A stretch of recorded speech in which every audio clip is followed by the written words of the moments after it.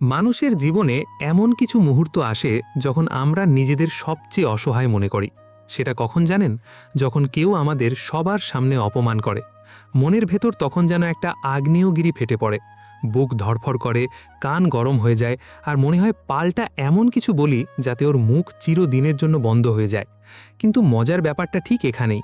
বেশিরভাগ মানুষ যেটা বোঝে না তা হলো পাল্টা তর্ক করা মানেই আপনি ওই লোকটার পাতা ফাঁদে পা দিলেন। আসলে ব্যাপারটা হলো, অপমান যখন হয় তখন আপনার মস্তিষ্ক ফাইট অর ফ্লাইট মোডে চলে যায়। আপনার মনে হয় এখনই কিছু একটা করতে হবে।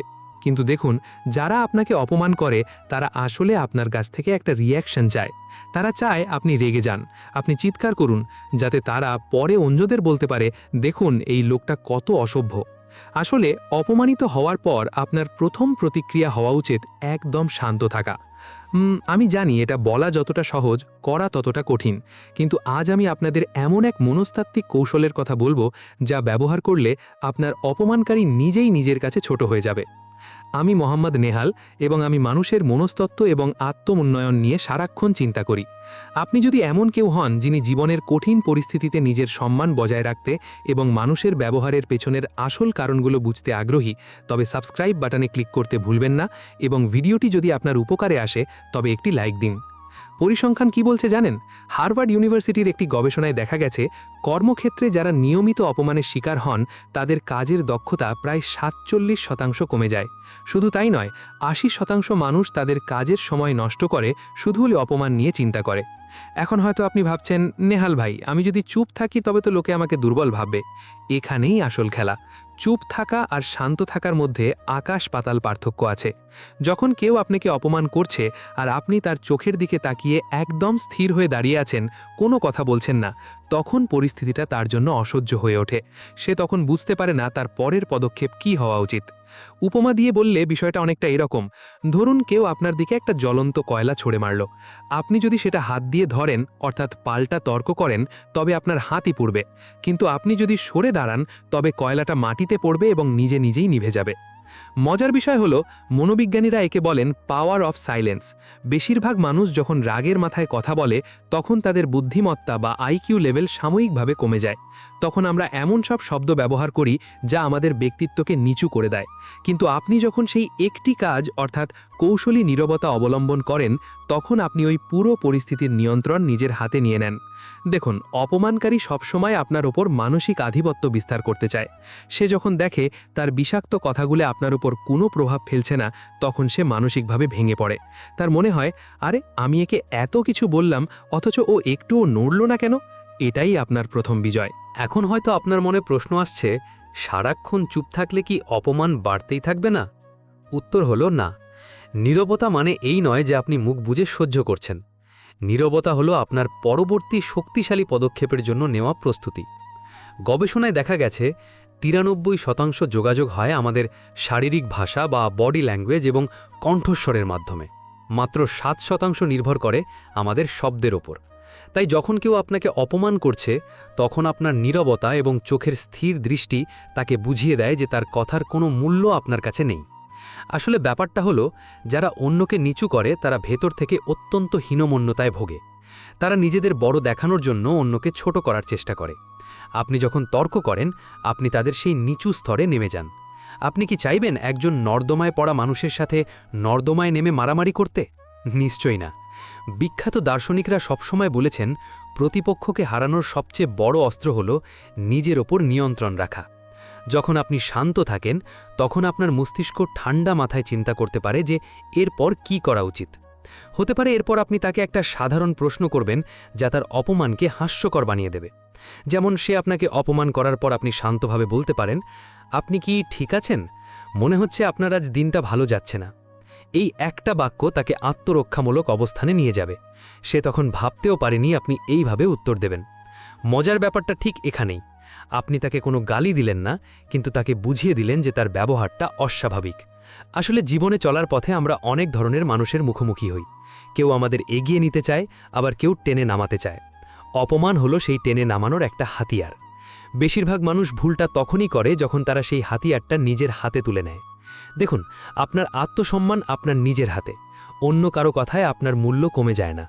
আপনি যদি হীরা হন আর কেউ যদি আপনাকে পাথর বলে গালি দেয়, আপনি কি পাথর হয়ে যাবেন? একদমই না।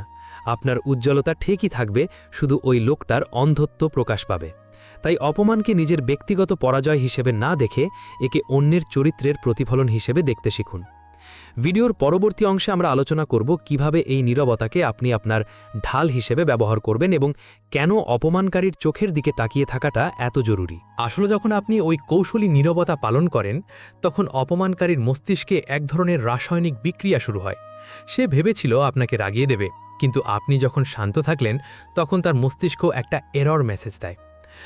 এটাকে মনোবিজ্ঞানের ভাষায় বলা হয় এক্সপেক্টেন্সি ভায়োলেশন, অর্থাৎ সে যা আশা করেছিল তার ঠিক উল্টোটা ঘটছে। দেখুন, বেশিরভাগ মানুষ যেটা বোঝে না তা হলো অপমানকারী আসলে একটা মানসিক পরজীবী। সে আপনার নেতিবাচক এনার্জি বা আপনার রাগ থেকে শক্তি সঞ্চয় করে। আপনি যখন তাকে সেই প্রতিক্রিয়া দিচ্ছেন না, তখন সে অনাহারে মারা পড়ে। মজার ব্যাপারটা ঠিক এখানেই। সে তখন নিজের ভুল ঢাকতে আরও অসংলগ্ন কথা বলতে শুরু করে, যা বাকি সবার কাছে তাকে হাস্যকর করে তোলে। পরিসংখ্যান বলে, কর্মক্ষেত্রে বা সামাজিক অনুষ্ঠানে যারা শান্ত থেকে পরিস্থিতি সামলায়, তাদের নেতৃত্বের যোগ্যতা অন্যদের তুলনায় ৬২% বেশি বলে গণ্য করা হয়। এখন হয়তো আপনি ভাবছেন, নেহাল ভাই, আমি যদি তখন তার চোখের দিকে তাকিয়ে থাকি, তবে কি সে আরও রেগে যাবে না? দেখুন, চোখের দিকে তাকানো মানেই চ্যালেঞ্জ করা নয়, এটাকে বলা হয় স্টেডি গেজ। আপনি যখন শান্তভাবে তার চোখের দিকে সরাসরি তাকান, তখন তাকে একটি নিঃশব্দ বার্তা দেন, আমি তোমার কথা শুনছি, কিন্তু তোমার কথায় আমার কিছু যায় আসে না। এই একটি কাজ, অর্থাৎ স্থির হয়ে থাকা, আপনার ব্যক্তিত্বকে এক অনন্য উচ্চতায় নিয়ে যায়। ধরুন, আপনি একটি ঝকঝকে নতুন গাড়ি চালাচ্ছেন। এখন কেউ যদি এসে আপনার গাড়ির গায়ে একটু কাদা ছিটিয়ে দেয়, আপনি কি গাড়ি থেকে নেমে ওই কাদার সাথে মারামারি করবেন? একদম না। আপনি গ্লাস পরিষ্কার করে চালিয়ে যাবেন। কিন্তু মজার ব্যাপার হলো, আমরা যখন মানুষের অপমান নিয়ে ঘন্টার পর ঘন্টা তর্ক করি, তখন আমরা সেই কাদার সাথেই মারামারি করি। আসলে ব্যাপারটা হলো, অপমান যখন গভীর হয়, তখন মানুষের ইগো বা অহংবোধ আঘাতপ্রাপ্ত হয়। আর আহত ইগো সবসময় চায় প্রতিশোধ নিতে। কিন্তু সত্যিকারের বিজয়ী সেই যে নিজের ইগোকে নিয়ন্ত্রণে রাখতে পারে। বেশিরভাগ মানুষ মনে করে চিৎকার করা মানেই শক্তিশালী হওয়া। কিন্তু দেখুন, বনের রাজা সিংহ যখন শিকার করে, সে কি খুব গর্জন করে? না, সে একদম নিঃশব্দে তার লক্ষ্য স্থির রাখে। গর্জন করে তো শুধু সেই প্রাণীগুলো যারা ভয় পেয়েছে। সুতরাং আপনার নীরবতা আপনার ভীরুতা নয়, বরং আপনার অসীম সাহসের বহিঃপ্রকাশ। মজার বিষয় হলো, আপনি যখন তর্ক করেন না, তখন আপনি অপমানকারীর সমস্ত যুক্তি এক নিমেষে ধ্বংস করে দেন। কারণ তর্ক করার জন্য অন্তত 2 জন মানুষের প্রয়োজন। আপনি যখন সরে দাঁড়ালেন, তখন সে একা নিজের ছায়ার সাথেই যুদ্ধ করছে।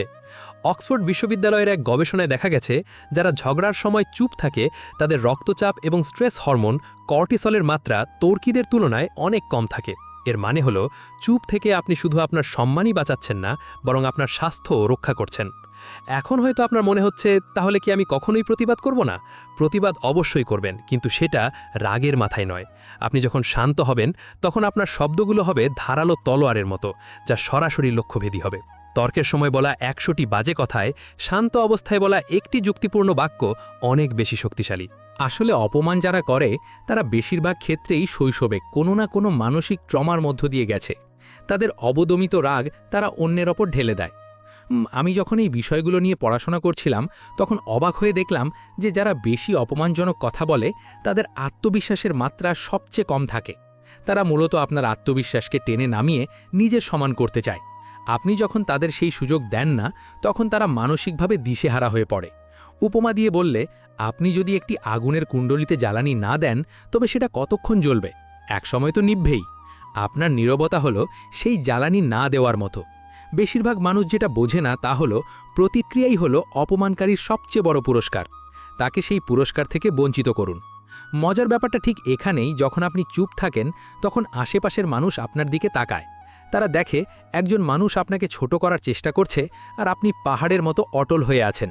তখন মানুষের সহানুভূতি এবং সমর্থন স্বয়ংক্রিয়ভাবে আপনার দিকে চলে আসে। অপমানকারী তখন একাকী হয়ে পড়ে। দেখুন, সম্মান জোর করে আদায় করা যায় না, এটা অর্জন করতে হয়। আর আপনি যখন তর্কের ঊর্ধ্বে উঠে যান, তখন আপনি সেই সম্মান অর্জন করেন। আসলে মানুষের আসল পরিচয় পাওয়া যায় তার বিপদের সময় এবং অপমানের সময়। আপনি ওই মুহূর্তে নিজেকে যেভাবে উপস্থাপন করবেন, সেটাই আপনার সারা জীবনের ইমেজ তৈরি করে দেবে। এখন হয়তো আপনি ভাবছেন, নেহাল ভাই, মাঝে মাঝে এমন অপমান হয় যা সহ্য করা অসম্ভব। দেখুন, সহ্য করা আর ম্যানেজ করার মধ্যে পার্থক্য আছে। আপনি যখন শান্ত থাকছেন আপনি কিন্তু সেটা হজম করছেন না, আপনি শুধু আপনার এনার্জি নষ্ট করছেন না।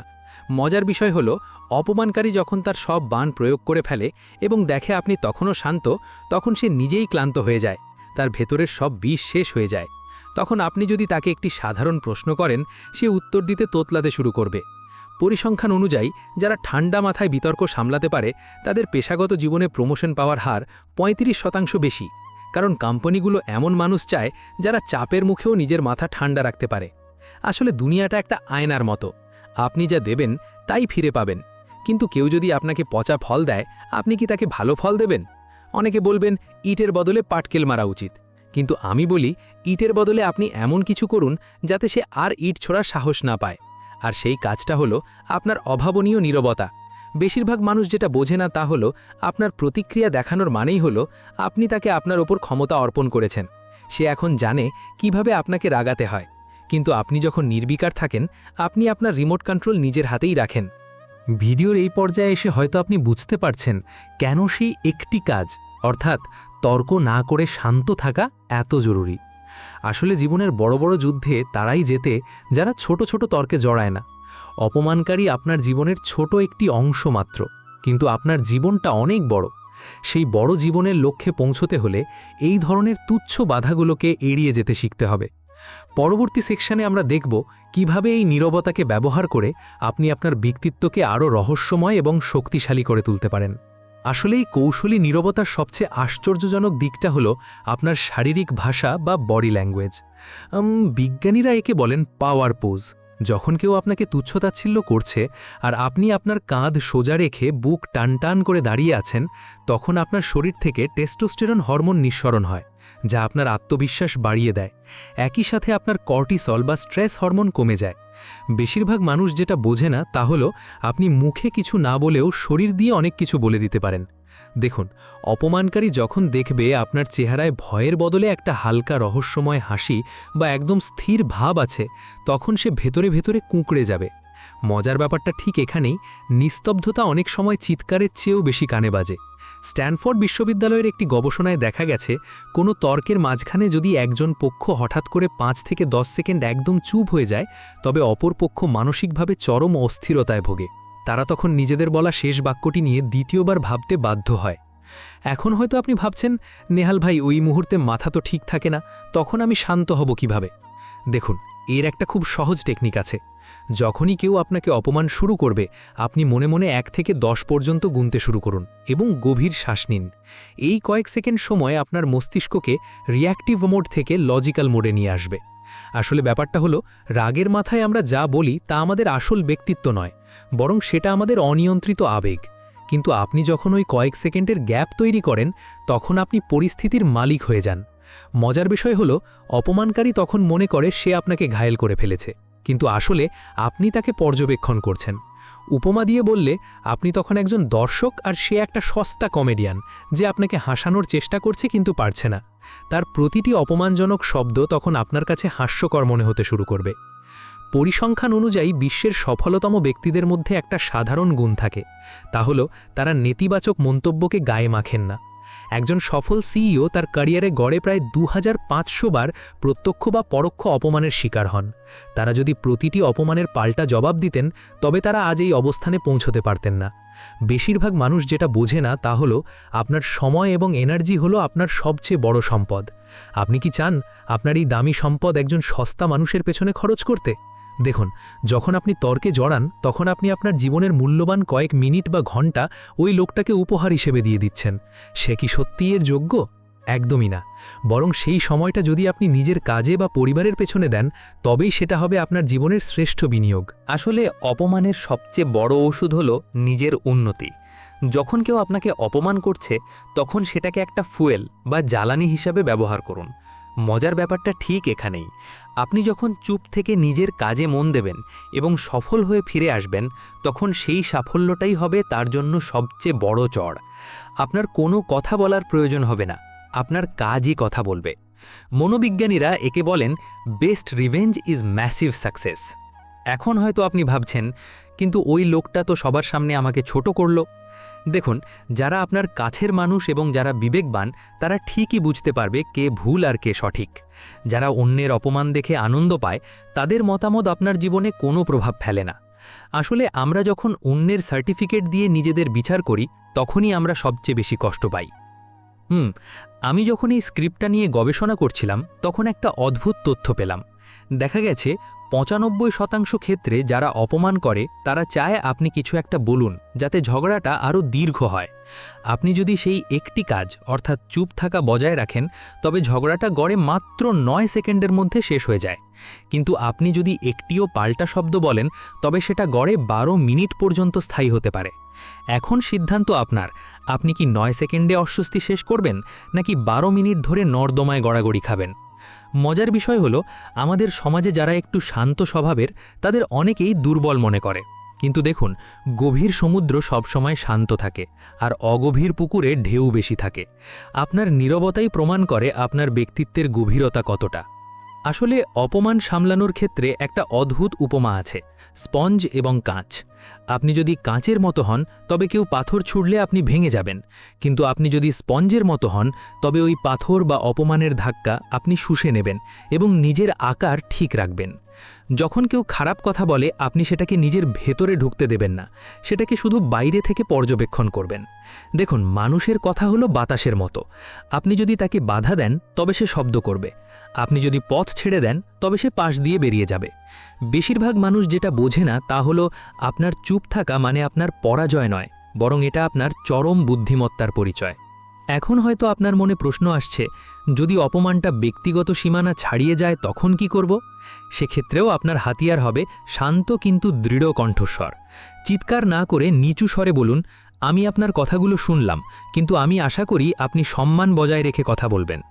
এই ছোট্ট বাক্যটি চিৎকার করার চেয়ে ১০০০ গুণ বেশি শক্তিশালী, কারণ নিচু স্বরের কথা মানুষের মস্তিষ্কে সরাসরি আঘাত করে আর চিৎকার মানুষের কান বন্ধ করে দেয়। পরিসংখ্যান বলছে যারা শান্তভাবে কথা বলে তাদের কথা মানুষ ৮০% বেশি মনে রাখে এবং গুরুত্ব দেয়। মজার বিষয় হলো, আপনি যখন শান্ত থাকেন তখন অপমানকারী নিজেই নিজেকে অপরাধী ভাবতে শুরু করে। তার অবচেতন মন তাকে বলতে থাকে যে সে অন্যায় করছে। ভিডিওর এই পর্যায়ে এসে আপনি হয়তো বুঝতে পারছেন যে নীরবতা কোনো দুর্বলতা নয়, বরং এটি একটি সুসংগঠিত যুদ্ধকৌশল। যারা আপনাকে অপমান করে তারা আসলে আপনার মনোযোগের জন্য তৃষ্ণার্ত। তাদের সেই মনোযোগ না দিয়ে বরং তাদের অস্তিত্বকে অস্বীকার করাটাই হলো সবচেয়ে বড় শিক্ষা। পরবর্তী সেকশনে আমরা আলোচনা করব কিভাবে এই মানসিক শক্তি সারা জীবনের জন্য তৈরি করা যায় এবং কিভাবে নিজের আত্মবিশ্বাসকে এমন পর্যায়ে নিয়ে যাওয়া যায় যে বাইরের কোনো কথাই আপনাকে স্পর্শ করতে পারবে না। আসলে এই পর্যায়ে এসে আমাদের বুঝতে হবে যে কেন ইমোশনাল ইন্টেলিজেন্স বা আবেগীয় বুদ্ধিমত্তা আপনার জীবনের এই একটি কাজ অর্থাৎ নীরব থাকাকে সহজ করে দেয়। আমরা যখন আবেগের বশবর্তী হয়ে কথা বলি তখন আমাদের মস্তিষ্কের লজিক্যাল অংশ বা প্রিফ্রন্টাল কর্টেক্স কাজ করা বন্ধ করে দেয়। তখন নিয়ন্ত্রণ নেয় অ্যামিগডালা, যা আমাদের আদিম প্রবৃত্তিকে উস্কে দেয়। বেশিরভাগ মানুষ যেটা বোঝে না তা হলো ইমোশনাল ইন্টেলিজেন্স মানে আবেগ দমন করা নয়, বরং আবেগকে সঠিকভাবে পরিচালনা করা। দেখুন, অপমান যখন আসে তখন আপনার ভেতর রাগ হওয়াটা স্বাভাবিক, কিন্তু সেই রাগকে যদি আপনি শান্ত থাকার শক্তিতে রূপান্তর করতে পারেন তবে আপনি অজেয় হয়ে উঠবেন। মজার ব্যাপারটা ঠিক এখানেই, আপনি যখন চুপ থাকেন তখন আপনি আসলে নিজের ভেতরের সেই তুফানকে পর্যবেক্ষণ করার সুযোগ পান। পরিসংখ্যান বলছে যাদের আবেগীয় বুদ্ধিমত্তা বেশি তারা সংকটে অন্যদের তুলনায় ৫৪% বেশি সঠিক সিদ্ধান্ত নিতে পারে। এখন হয়তো আপনি ভাবছেন, নেহাল ভাই, আমি তো মানুষ, রোবট তো নই যে কিছুই অনুভব করব না। দেখুন, আপনি সব কিছুই অনুভব করবেন, কিন্তু আপনার অনুভূতি যেন আপনার আচরণের চালক না হয়। উপমা দিয়ে বললে আপনার মনটা হলো একটা বিশাল আকাশের মতো, আর মানুষের অপমান বা নেতিবাচক কথাগুলো হলো কালো মেঘ। মেঘ আসে আবার চলেও যায়, কিন্তু আকাশ সবসময় স্থির থাকে। আপনি যখন তর্কে জড়ান তখন আপনি নিজেকে ওই মেঘের অংশ বানিয়ে ফেলেন, কিন্তু আপনি যখন চুপ থাকেন তখন আপনি আকাশ হয়ে ওই মেঘের চলে যাওয়া দেখেন। আসলে ব্যাপারটা হলো যারা আপনাকে অপমান করে তারা আপনার মনের রিমোট কন্ট্রোল চুরি করতে চায়। তারা চায় একটা বোতাম টিপলে আপনি রেগে যান আর একটা টিপলে আপনি কাঁদুন। আপনি কি আপনার জীবনের নিয়ন্ত্রণ অন্যের হাতে তুলে দেবেন? নিশ্চয়ই না। মজার বিষয় হলো আপনি যখন নির্বিকার থাকেন তখন তারা সেই রিমোট কন্ট্রোল খুঁজে পায় না এবং একসময় ক্লান্ত হয়ে হাল ছেড়ে দেয়। গবেষণায় দেখা গেছে ৯৯% মানুষ যারা জনসম্মুখে অপমানের শিকার হয় এবং পাল্টা তর্ক করে না, পরবর্তী কয়েক ঘন্টার মধ্যে তাদের প্রতি মানুষের সম্মান এবং সহানুভূতি বহুগুণ বেড়ে যায়। অন্যদিকে যারা তর্ক করে মানুষ তাদের এবং অপমানকারীকে একই কাতারে ফেলে দেয়। এখন হয়তো আপনার মনে হচ্ছে, সবাই যদি আমাকে বোকা ভাবে। দেখুন, বুদ্ধিজীবীরা সবসময় বলে এসছেন যে মূর্খ মূর্খের তর্কের চেয়ে জ্ঞানীর নীরবতা অনেক বেশি অর্থবহ। আপনি যদি একজন মদ্যপ মানুষের সাথে রাস্তায় দাঁড়িয়ে তর্ক করেন, তবে দূর থেকে মানুষ বুঝতে পারবে না কে মদ্যপ আর কে সুস্থ। ঠিক তেমনি একজন কুরুচিপূর্ণ মানুষের সাথে তর্ক করলে আপনার নিজের রুচি নিয়েও প্রশ্ন উঠবে। বেশিরভাগ মানুষ যেটা বোঝে না তা হলো আপনার স্ট্যান্ডার্ড বা মানদণ্ড আপনার নিজের আচরণের ওপর নির্ভর করে, অন্যের আচরণের ওপর নয়। মজার ব্যাপারটা ঠিক এখানেই। যখন আপনি চুপ থাকেন তখন অপমানকারী তার নিজের কথার প্রতিধ্বনি শুনতে পায়। সে যখন একা হয় তখন তার নিজের কানেই নিজের শব্দগুলো কর্কশ লাগে। এটা হলো এক ধরনের মনস্তাত্ত্বিক আয়না। আপনি তাকে কোনো গালি দিলেন না, কিন্তু আপনার নীরবতা তাকে তার নিজের কুৎসিত রূপ দেখতে বাধ্য করল। আমি যখন এই বিষয়টি নিয়ে আরও পড়াশোনা করছিলাম, তখন হার্ভার্ড বিজনেস রিভিউতে একটি আর্টিকেল পড়লাম, যেখানে বলা হয়েছে ডিফিকাল্ট পিপল বা কঠিন মানুষদের হ্যান্ডেল করার সবচেয়ে সেরা উপায় হলো তাদের সাথে পাওয়ার স্ট্রাগল বা ক্ষমতার লড়াইয়ে না যাওয়া। আপনি যখন তর্ক করছেন না, আপনি আসলে সেই লড়াইয়ে অংশগ্রহণই করছেন না। আর যে খেলায় আপনি অংশগ্রহণই করবেন না, সেখানে আপনার হারার কোনো প্রশ্নই আসে না। আসলে আমাদের চারপাশের মানুষগুলো সবসময়ই আমাদের সীমানা বা বাউন্ডারি পরীক্ষা করতে চায়। কেউ যদি একবার দেখে যে আপনাকে অপমান করে পার পাওয়া যাচ্ছে না, কারণ আপনি তাতে কোনো গুরুত্বই দিচ্ছেন না, তবে সে দ্বিতীয়বার আপনাকে আক্রমণ করার আগে 10 বার ভাববে। দেখুন, শিকারী সবসময় সেই শিকারকে আক্রমণ করে যে ভয় পায় বা দৌড়াতে শুরু করে। আপনি যদি স্থির হয়ে দাঁড়িয়ে থাকেন, তবে শিকারীও বিভ্রান্ত হয়ে পড়ে। পরিসংখ্যান অনুযায়ী যারা কর্মক্ষেত্রে শান্ত মেজাজের জন্য পরিচিত, তাদের শত্রু সংখ্যা অন্যান্যদের তুলনায় 70% কম থাকে, কারণ মানুষ জানে যে এই ব্যক্তিকে উস্কে দিয়ে কোনো লাভ হবে না। এখন হয়তো আপনি ভাবছেন, নেহাল ভাই, মাঝে মধ্যে তো মনে হয় খুব কড়া জবাব দিই। দেখুন, কড়া জবাব দেওয়ার মানে এই নয় যে আপনাকে খারাপ ভাষা ব্যবহার করতে হবে। আপনার সাফল্য, আপনার হাসি এবং আপনার আত্মবিশ্বাসী হলো সবচেয়ে কড়া জবাব। মজার বিষয় হলো, আপনি যখন আপনার অপমানকারীর সামনে হাসি মুখে আপনার কাজ করে যান, তখন সে তিলে তিলে জ্বলতে থাকে। সে বুঝতে পারে যে সে আপনার ওপর কোনো প্রভাব ফেলতে পারছে না। এটাই হলো তার আসল পরাজয়। উপমা দিয়ে বললে, সমুদ্রের ওপর দিয়ে যখন জাহাজ যায়, তখন জলরাশি দুভাগে ভাগ হয়ে যায় ঠিকই, কিন্তু জাহাজ চলে যাওয়ার পর জল আবার আগের মতো শান্ত হয়ে যায়।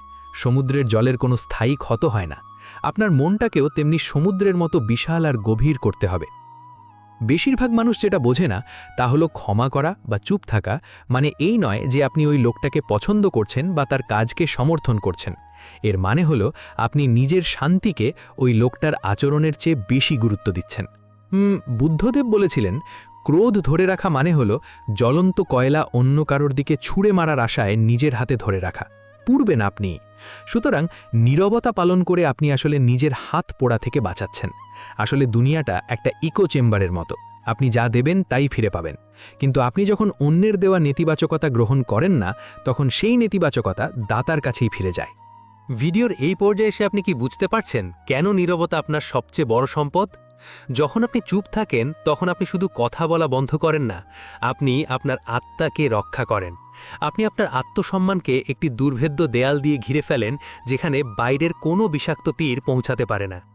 পরবর্তী সেকশনে আমরা এই পুরো আলোচনাকে এক সুতোয় গাঁথব এবং আপনাকে দেব সেই চূড়ান্ত মন্ত্র যা আপনার জীবনের মোড় ঘুরিয়ে দেবে।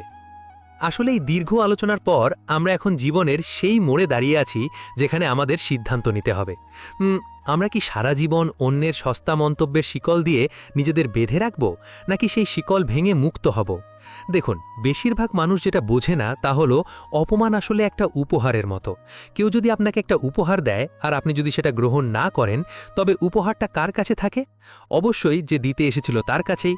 ঠিক তেমনই কেউ যখন আপনাকে অপমান করছে আর আপনি যখন সেই একটি কাজ অর্থাৎ চুপ থাকছেন এবং তর্কে জড়াচ্ছেন না, তখন সেই অপমানটা তার ঝুলিকেই ভারী করছে। পরিসংখ্যান বলছে, যারা নিয়মিত মেডিটেশন বা মাইন্ডফুলনেস চর্চা করে, তাদের এই নীরব থাকার সক্ষমতা অন্যদের তুলনায় 80% বেশি। এর কারণ হলো তারা বুঝতে পারে যে তাদের চিন্তা আর তারা নিজেরা এক নয়। আপনি যদি আজ থেকে এই অভ্যেসটি শুরু করেন, তবে দেখবেন মাত্র 21 দিনের মধ্যে আপনার চারপাশের মানুষগুলো আপনাকে অন্য চোখে দেখতে শুরু করেছে।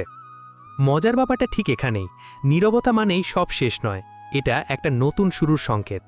যখন আপনি কথা বলা কমিয়ে দেন, তখন আপনার শোনার ক্ষমতা বেড়ে যায়। আপনি তখন মানুষের মনের লুকানো উদ্দেশ্যগুলো খুব সহজে ধরতে পারেন। আসলে ব্যাপারটা হলো, যারা উচ্চস্বরে কথা বলে তারা সবসময় চায় সবার মনোযোগ আকর্ষণ করতে, কিন্তু যারা নিচু স্বরে বা নীরব থেকে পরিস্থিতি নিয়ন্ত্রণ করে তাদের ব্যক্তিত্বে একটা রাজকীয় গাম্ভীর্য থাকে। উপমা দিয়ে বললে, বজ্রপাত অনেক শব্দ করে কিন্তু তাতে খুব একটা লাভ হয় না, কিন্তু বৃষ্টি একদম নিঃশব্দে ঝরে পড়ে পৃথিবীকে সজীব করা তোলে। আপনার নীরবতা যেন সেই বৃষ্টির মতো হয়, যা আপনার ব্যক্তিত্বকে সতেজ রাখবে। এখন হয়তো আপনি ভাবছেন, নেহাল ভাই, যদি বারবার একই মানুষ আমাকে অপমান করে তখন কি করব? দেখুন, সেক্ষেত্রে আপনার নীরবতা হবে এক ধরনের দেয়াল। আপনি তার সাথে আপনার যোগাযোগ কমিয়ে দিন এবং নিজের সীমানা নির্ধারণ করুন। মনোবিজ্ঞানীরা একে বলেন গ্রে রক মেথড, অর্থাৎ আপনি নিজেকে একটি ধূসর পাথরের মতো বিরক্তিকর বানিয়ে ফেলুন, যাতে ওই অপমানকারী আপনার সাথে কথা বলে কোনো মজা না পায়। মজার বিষয় হলো, আপনি যখন শান্ত থাকেন তখন আপনার সৃজনশীলতা বহুগুণ বেড়ে যায়। আপনি তখন ওই বাজে কথাগুলো নিয়ে চিন্তা না করে নিজের নতুন কোনো প্রজেক্ট বা স্বপ্ন নিয়ে কাজ করতে পারেন। গবেষণায় দেখা গেছে, সৃজনশীল মানুষকে অপমান করলে তারা যদি চুপ থাকে তবে তাদের কাজের গুণমান প্রায় 40% বৃদ্ধি পায়, কারণ তারা সেই জেদকে কাজে রূপান্তরিত করে। আসলে দুনিয়ায় কেউ আপনাকে ছোট করতে পারে না, যদি না আপনি নিজে নিজেকে ছোট মনে করেন। আপনার মূল্য নির্ধারণ করার অধিকার আপনি অন্য কাউকে কেন দেবেন?